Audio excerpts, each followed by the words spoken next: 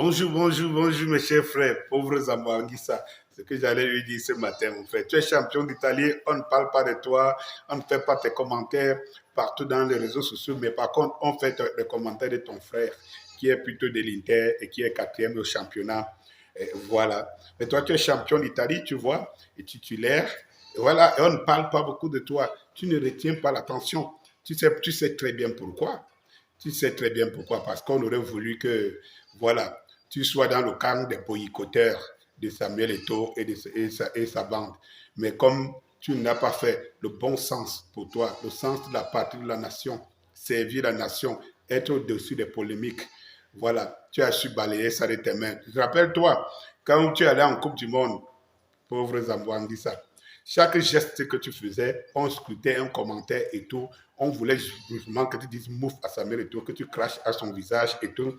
On scrutait. À partir du moment où on t'a vu très engagé dans les matchs qui se suivaient, malgré parfois des petits égarements, parce qu'on n'est que des êtres humains, quel que soit le professionnalisme. À partir du moment où on a vu que tu donnais le meilleur de toi, voilà, dans cette Coupe du Monde et tout, tu es sorti des actualités. Parce que c'est toi qui faisais l'actualité avec Ngande. Alors, Ngande était resté au Cameroun, voilà, il était devenu le défenseur le plus attitré du monde et tout, comment on pouvait le laisser et tout, on a focalisé les intrigues sur ça pour caractériser l'échec.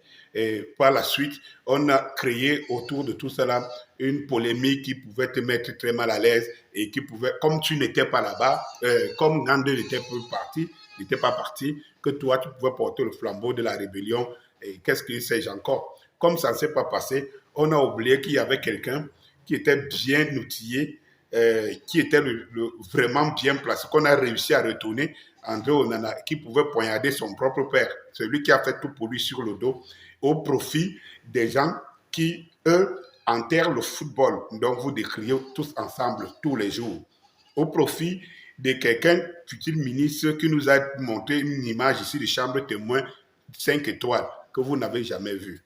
Voilà. Et donc, en fait, il a préféré poignarder sur le dos. Et dès lors qu'il est sorti du lot pour ça, il est devenu le gardien le plus indispensable du Cameroun.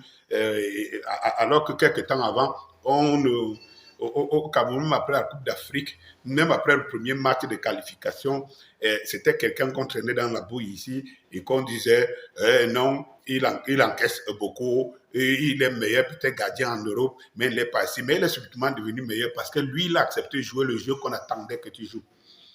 Celui de la trahison et celui de boycotter toutes les actions de Samuel Eto'o et Samuel Eto'o fils et fils, ou alors et consort. Eh bien voilà. Donc du coup, on est devenu le footballeur le plus attitré, même du Cameroun, n'ayant pas un palmarès avec le Cameroun, que tu peux le constater. Et en deux, on en est devenu le gardien, le plus grand gardien du monde, pas du monde, voilà, je n'enlève pas ça, mais le gardien le plus indispensable et l'homme qui peut être le deuxième entraîneur ou alors le premier entraîneur de l'équipe nationale du Cameroun. Ça veut dire que on lui attribue désormais le pouvoir de pouvoir faire un classement. Alors vous n'existez pas, on le comprend. Oui, sacré Zambo Anguissa, merci pour ton intelligence et ta sagesse.